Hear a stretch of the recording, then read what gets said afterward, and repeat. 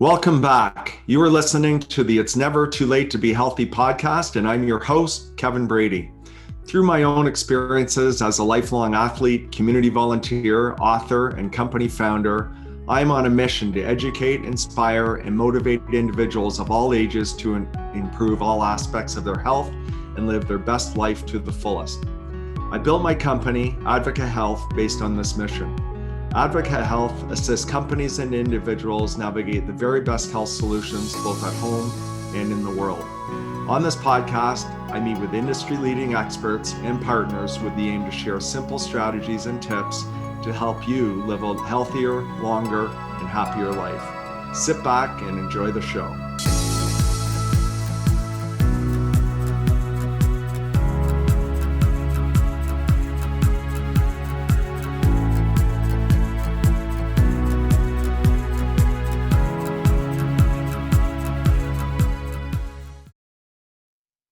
Welcome back, everyone. It's my pleasure to welcome today's guest, Nancy Mackay, who is President and CEO and founder of Mackay CEO Forum. Nancy's dream is to populate the world with inspiring leaders. Nancy founded Mackay CEO Forum in 2005 and has now grown it to over 1,200 member organizations worldwide. Nancy is a CEO, a coach, a forum chair, a speaker, author, and former university professor. She's also very well educated. Nancy has her bachelor's of math, her master's in management services, and her PhD in business from Canterbury in New Zealand. Nancy currently lives in British Columbia with her husband Rob and 2 children. In today's show, we get into a number of super exciting topics. We talk about the importance of CEO health. We talk about Nancy's personal goal of living to 120 years old and the things she's doing in order to fulfill that goal. We get into the pandemic and things that she's seen presidents and CEOs do to help themselves through the pandemic from a health standpoint. And we also talk about best practices that Nancy employs to keep her wheels in balance. And lastly, she provides her advice to presidents and CEOs on what they can do to personally look after their health. Enjoy today's show. So Nancy, I'm super excited to have you join our Never Too Late to Be Healthy podcast today. So thank you so much for joining us. Thanks for inviting me. I'm thrilled to be here, Kev. Yeah. So as I mentioned in my introduction, Nancy heads up Mackay CEO Forum, which is a group of, I'll say, business leaders worldwide, presidents and CEOs. And right now there's over 1,200 member organizations.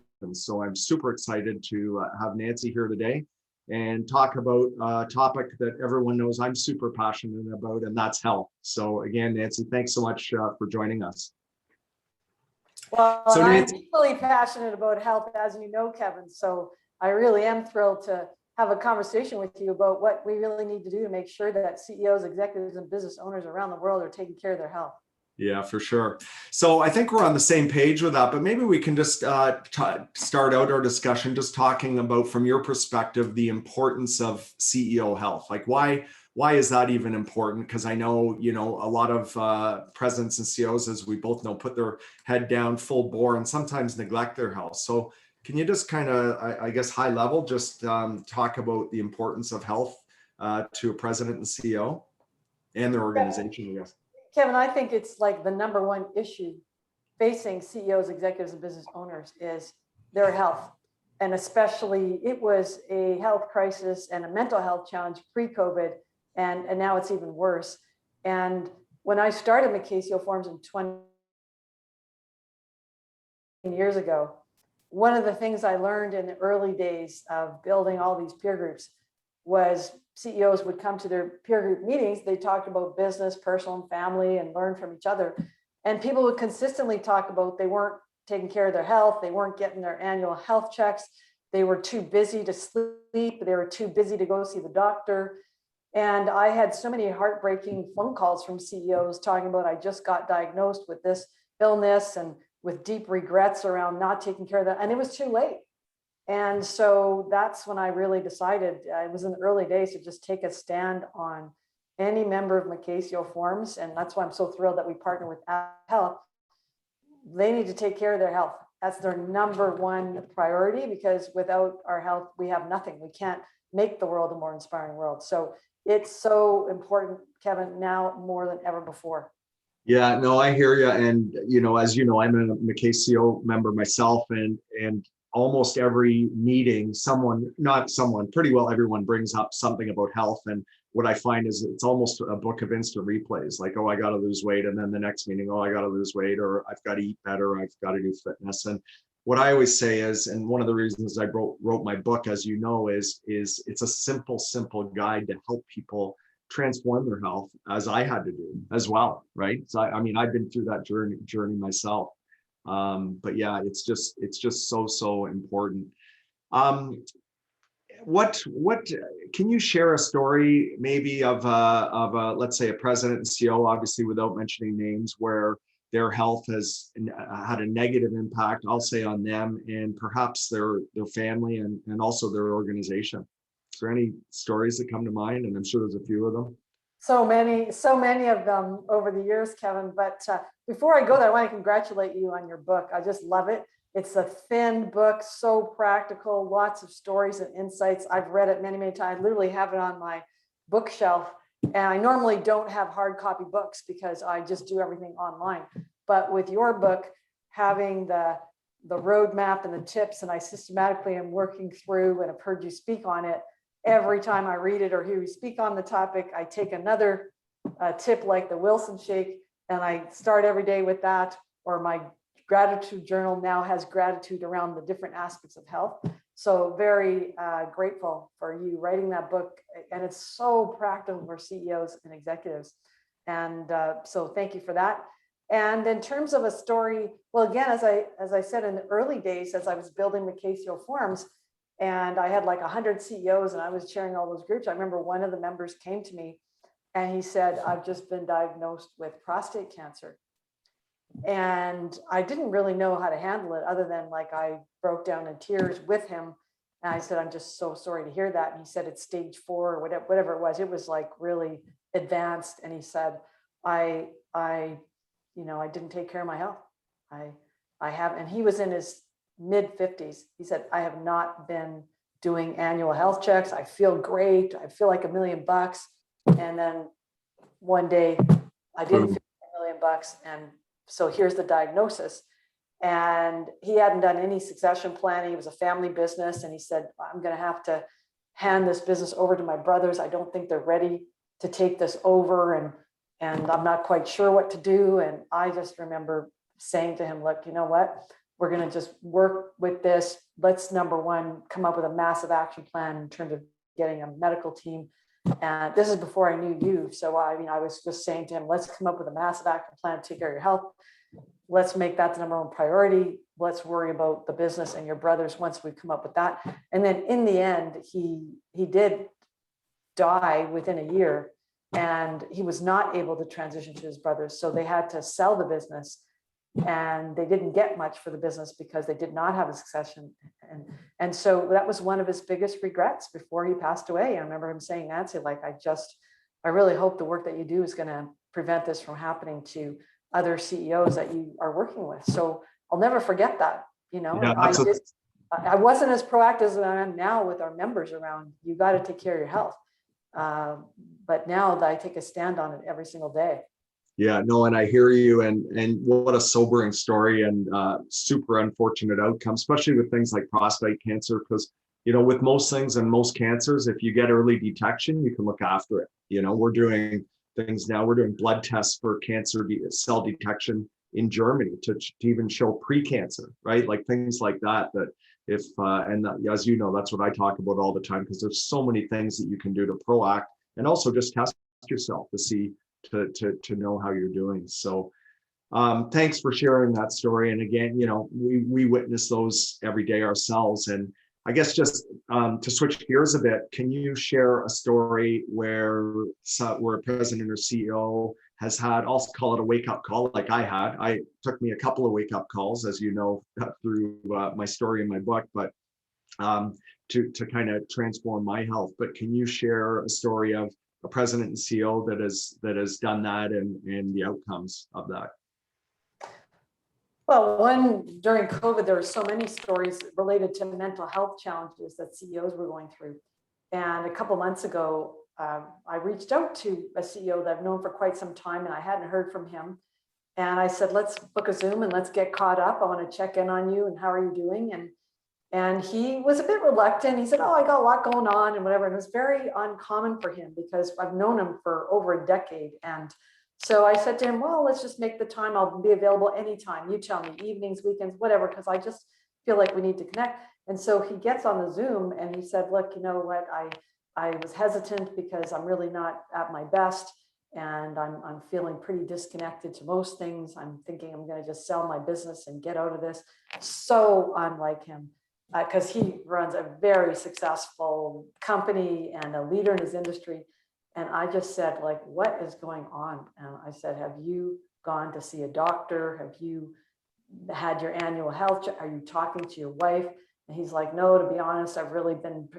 And then we had an honest conversation around, you know what, we need to really figure out how to get you to talk to your wife, to talk to your doctor, to get you on a health plan, because I don't want to help you make any decisions about selling your business until you get yourself sorted, and so that you'll be in a better place to make. And the happy part of that story is he did immediately then go talk to his wife and shared with her what was going on. He contacted his doctor. He went and got the medical attention that he needed.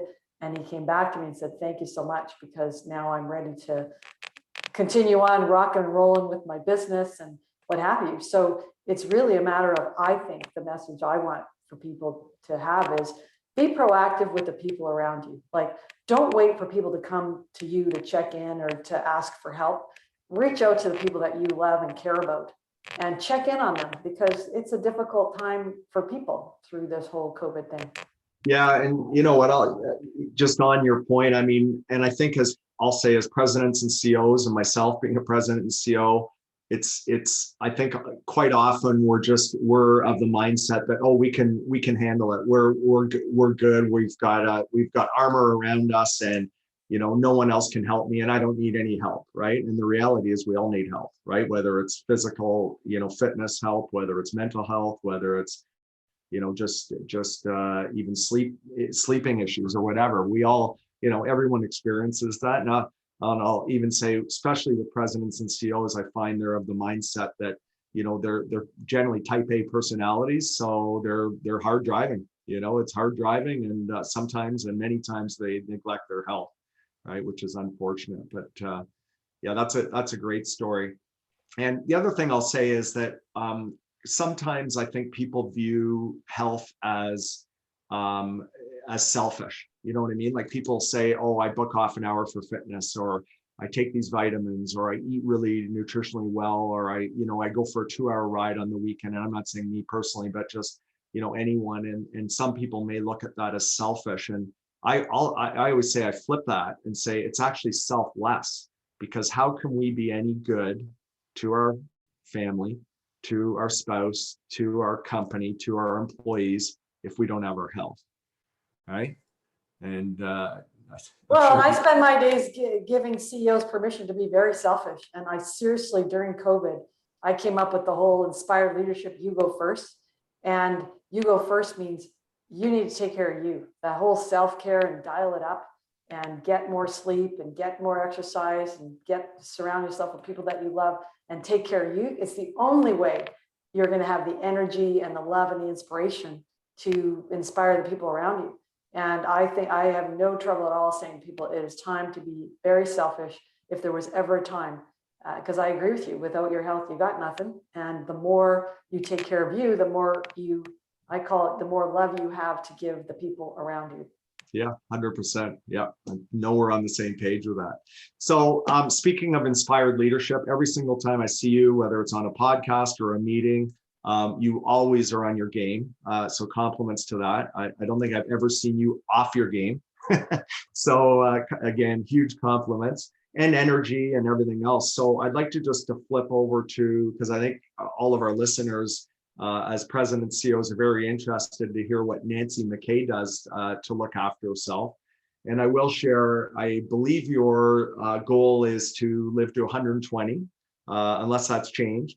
And incidentally, our cells are actually meant to live to be 120, right? And the reason we don't live to 120 is because of things we do and, perhaps neglect our health or those types of things. So I know that's a lofty goal. And a lot of people probably look at it and say 120, like who lives to 120? Well, in today's world, it's totally doable, right? There's breakthroughs every single day. So what I'd like to do is just switch gears and just ask you some questions around your own personal health. And as you know from reading my book, there's basically 4 areas that I really focus on. And the first I'll start with is exercise, because I know that's important to you. So maybe you can just share either what you do daily or weekly, like what's your routine look like from an exercise standpoint? I'll say this. Number one, yes, you are my inspiration on, I want to go to 120 and go boom. And I say this all the time, and most people think I'm crazy. At the same time, there's all kinds of research coming out of Oxford and the blue zones and all the, I surround myself with people that have a belief system around, they want to live to 120 or whatever their number is, and they're prepared to take action so that they live to 120 with a lot of energy and passion and curiosity and mental health and all those things. So, and I think that it's, I have a lot of gratitude around surrounding myself with people like you, who are my inspiration to want to live to that age and make the biggest impact every day with the people around me while I'm on the planet. So yes, absolutely. I'm on the 120. In fact, one of my good friends is Dr. John Izzo. You've probably heard him as a speaker at one of our sessions. Yep. On the purpose revolution. And he literally just wrote a note about one of his friends. He's on the 120 journey with me, by the way. One of his friends just passed away at the age of 108. And so there's just more and more people, stories of people that live to over 100 with great life and mobility and all these things, right? So that's the vision I have.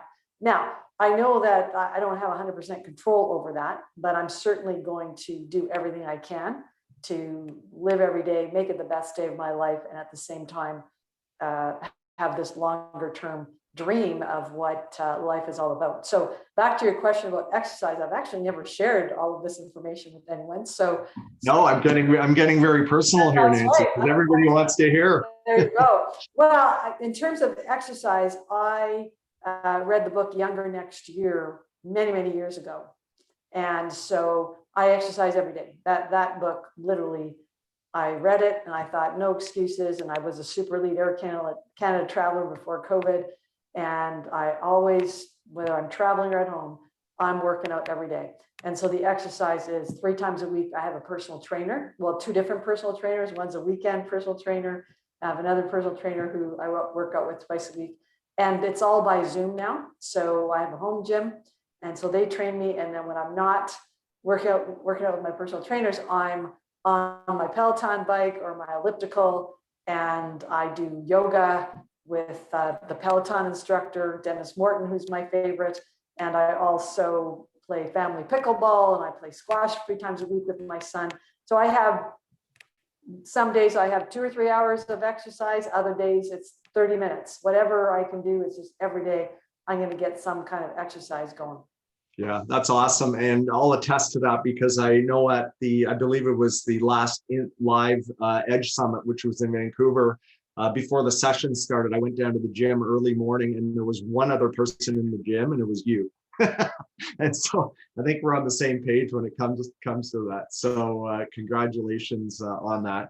And I'll also say, when you say you move every day, I mean, as you know, again, I'm a huge proponent of that. I mean, the longest living people in the world are the centurions, which, if you've read any of Dan Buettner's material on blue zones, and one of the characteristics and what Dan did through his work is basically looked at what were the top traits of the longest living people in the world. And these people live like exponentially longer than other communities. And one of the things they do is they move every day. And it's not necessarily lifting weights or on a Peloton, but they're moving, they're on their farms, they're working their land. And I actually visited one of those blue zones in Sardinia.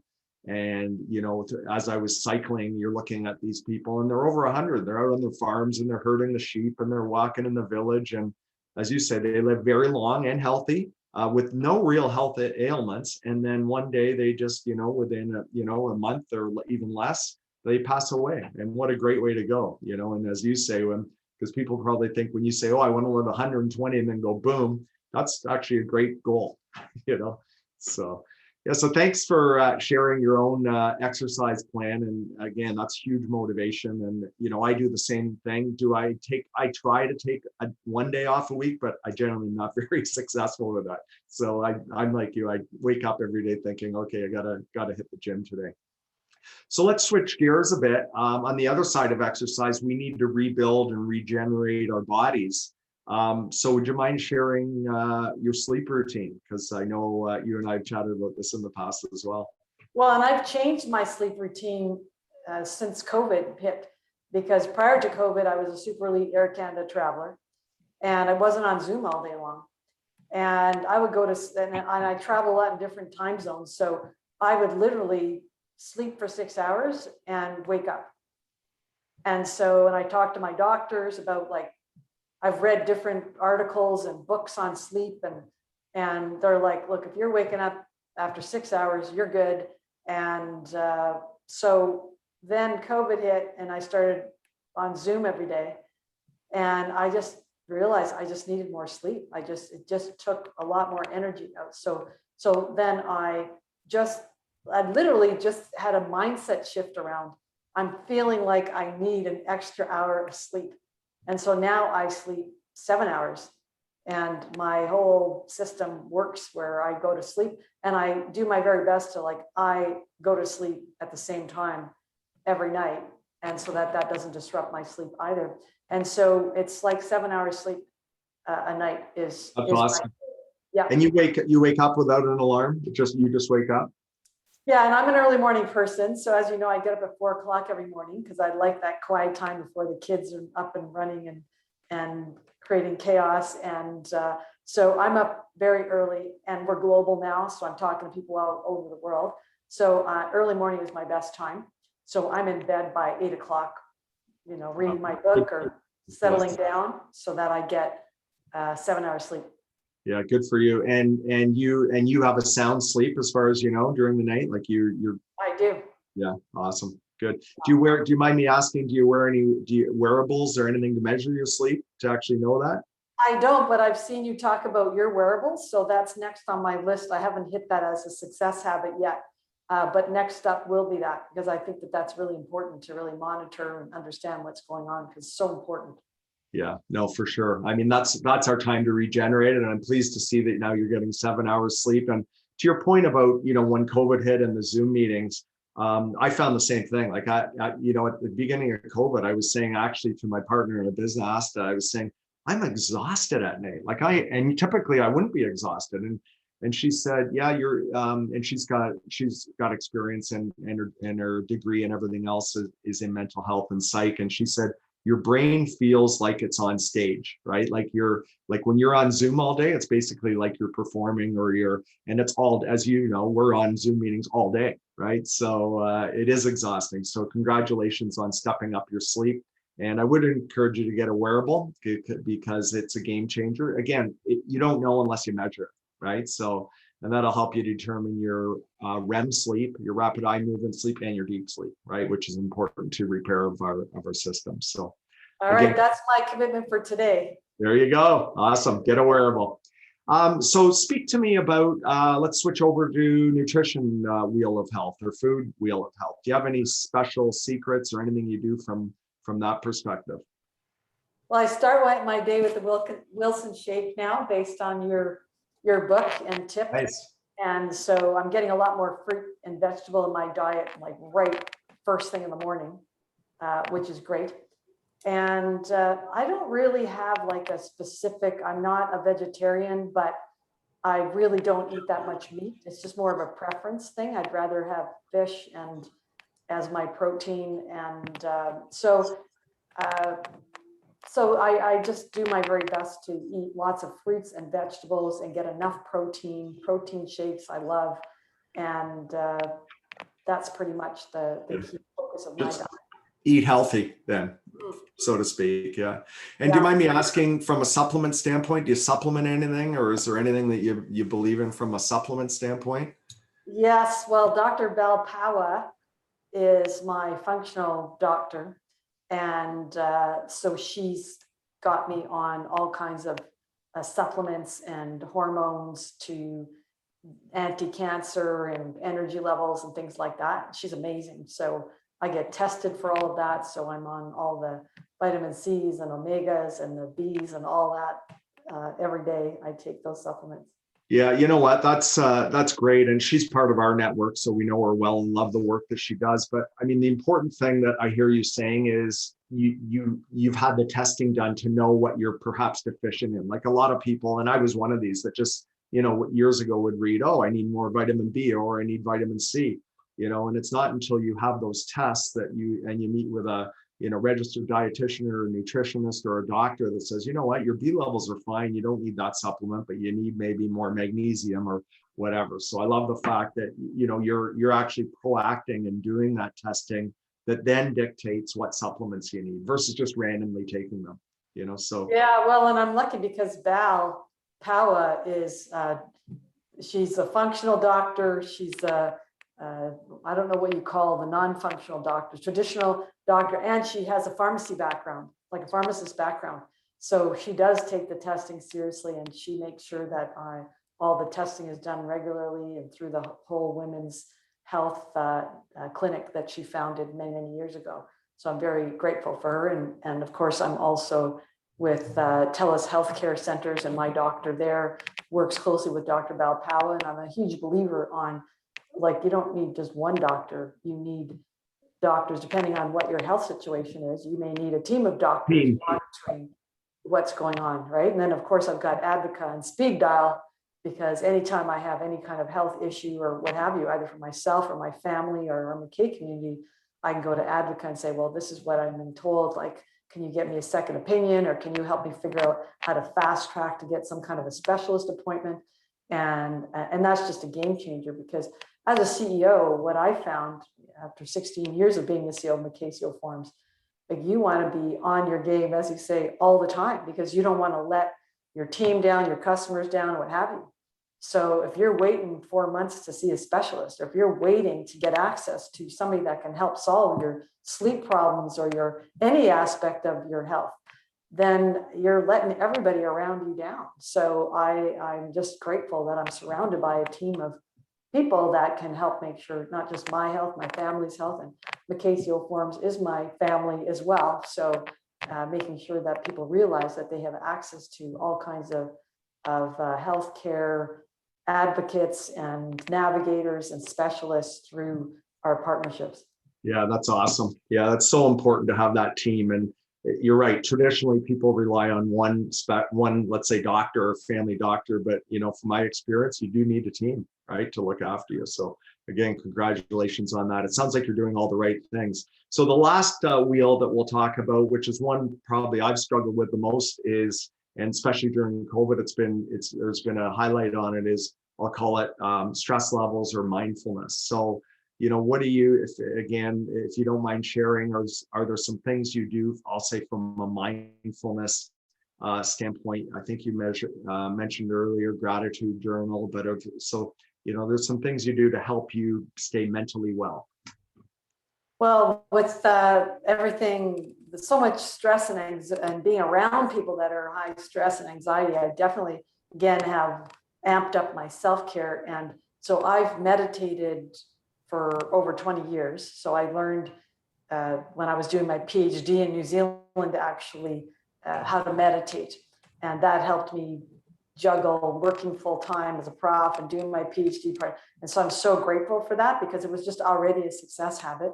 And then I learned about mindfulness meditation. So in addition to the traditional meditation that I do, I also do mindfulness meditation, 10 minutes each morning and 10 minutes at the end of the day.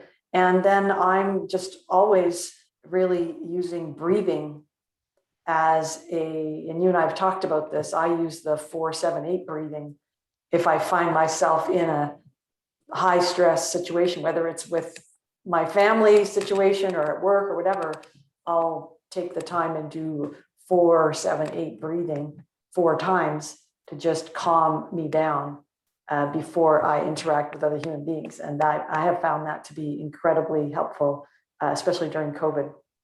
Yeah, you know what? That both those things. I mean, congratulations on the meditation. And you were way ahead of the game, because if you were doing it 20 years ago, it was unheard of in many circles. So congratulations on that. And then, yeah, you know my feeling on the deep breathing, and 4-7-8 is actually my favorite.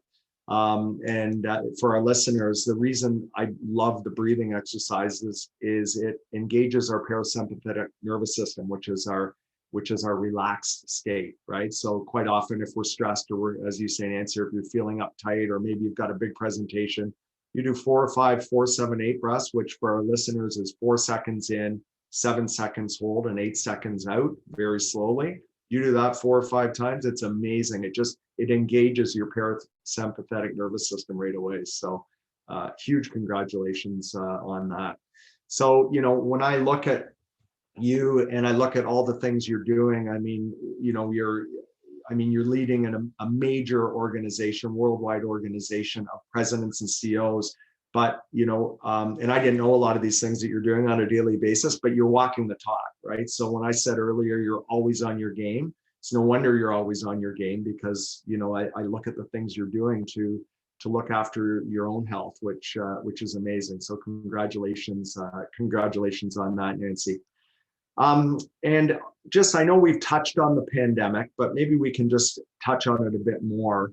Are there some particular challenges that you've seen amongst presidents and CEOs that have come up as a result of the last year and a half and going through this whole pandemic?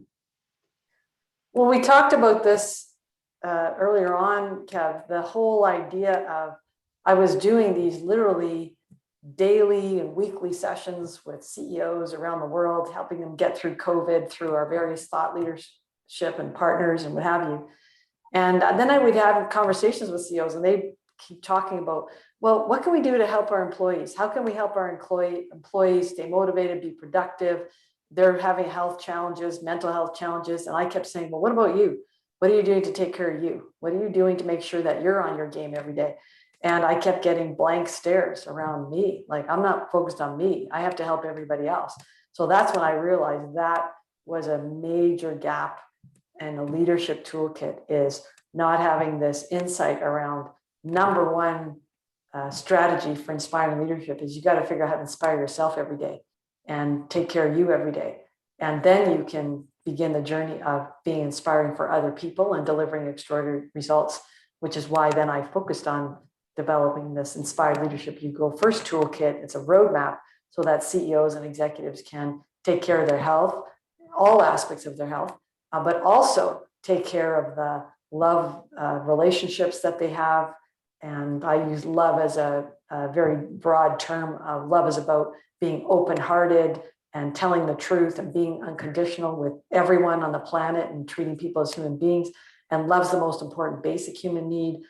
Getting people to really think about their emotional mastery and how they show up with other people, their time mastery, which you know is a huge passion of mine, their ego mastery. So I put all that together in a roadmap for leaders so that they could seriously be selfish and really just take a look at what do they need to do every day to be inspired every day for the rest of their lives. Then they can support others. So that was a missing piece. People just were not, they did not have a toolkit or a roadmap to inspire themselves every day. Yeah, and you know what? That I've been through that whole that program, and again, congratulations on that. And the fact that health is one of the cornerstones is amazing. And I love the whole thing of you first, right? Because you know, to your point, how can you lead an organization? How can you lead? How can you even be good to your family if you're not putting yourself first? And it gets back to that concept we talked about earlier, is on being selfish. Is it selfish or selfless? And it's, in my opinion, and I think yours as well, it's selfless to look after yourself. So thanks for that. So one other question I'll ask you with respect to the pandemic, is there anything you are doing? You mentioned sleep. You're getting an extra hour of sleep. Is there anything else you're doing differently over the last, let's say, year than you did prior? anything that you're doing differently? I was very fortunate that both my kids, they're now 20 and 22, my daughter and my son, came home during COVID. They were both away at university. So they came home. And so I've had a lot more time with Rob, my husband, and my kids through COVID, and family dinners and fun family activities. And I'm just so grateful, because that is time that we would not have had it not been for COVID, because we were empty nesters. So, and I said this earlier, that love is the most important basic human need, and family is more important than anything else to me. So it was so precious, and still is, because they're still at home. So precious to have that family time. Yeah, you know what? That's I call that there's silver linings coming out of this whole thing, and that's a huge silver lining. You're fortunate. I mean, I think we have a daughter who's a graphic designer down in New York City. Our other son, Tim, who is a business owner in Vancouver, is actually a Mackay member. And then our other son lives in Calgary, is also in the health industry as well.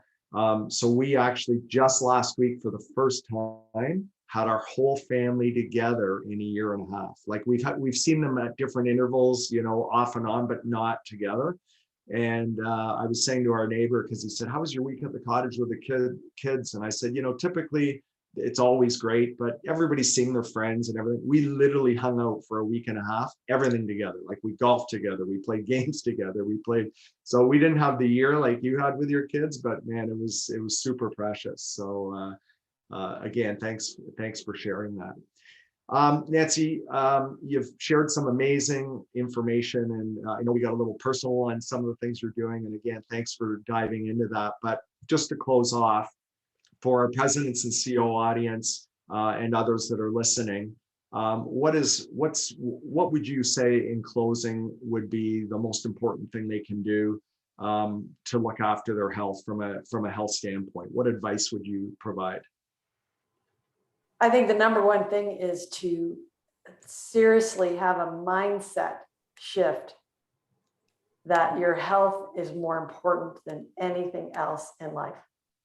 And what I've learned, Kevin, after 16 years and 1,200 members of Mackay CEO forums, is most CEOs, executives, business owners do not have a mindset that health is the most important thing in their whole wheel of life. So that's just a key message. And if you actually live with that as a mindset, as a core value, then you're always going to be focused on those key areas that we went through, whether it's nutrition and sleep and exercise and mental health. And how do you make that a bigger piece of your life, focus for you and be an exemplar for other people? This is the whole thing that I've learned, is that if we don't take a stand on helping other people make health a priority, it's too easy for people to think, well, I'm just too busy. I don't have time to go get my annual check. I don't have time to go see a doctor. I don't have time to. And then I've had the horror stories, just like you have had, being a lifeline to so many of our members, getting people calling me up in crisis with the bad news. And a lot of this now is preventative. We didn't talk about pre-nuvo, and I know there's other technologies, but like I know here in Vancouver, which is where I'm based, there's pre-nuvo, and people from all over the world have come to get the whole cancer screening. I've been through it.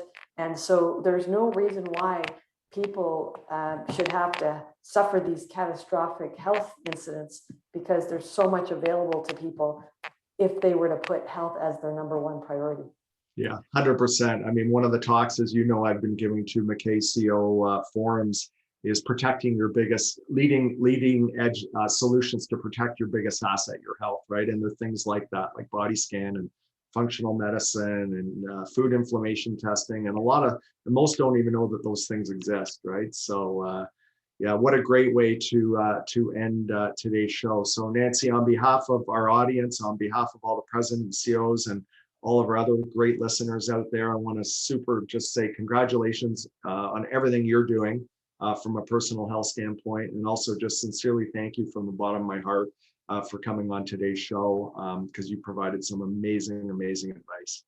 Thanks so much for inviting me, Kevin. Always a pleasure to partner with you, and thanks for everything you're doing to literally help save lives at the Mackay CEO forums, being available to our whole community.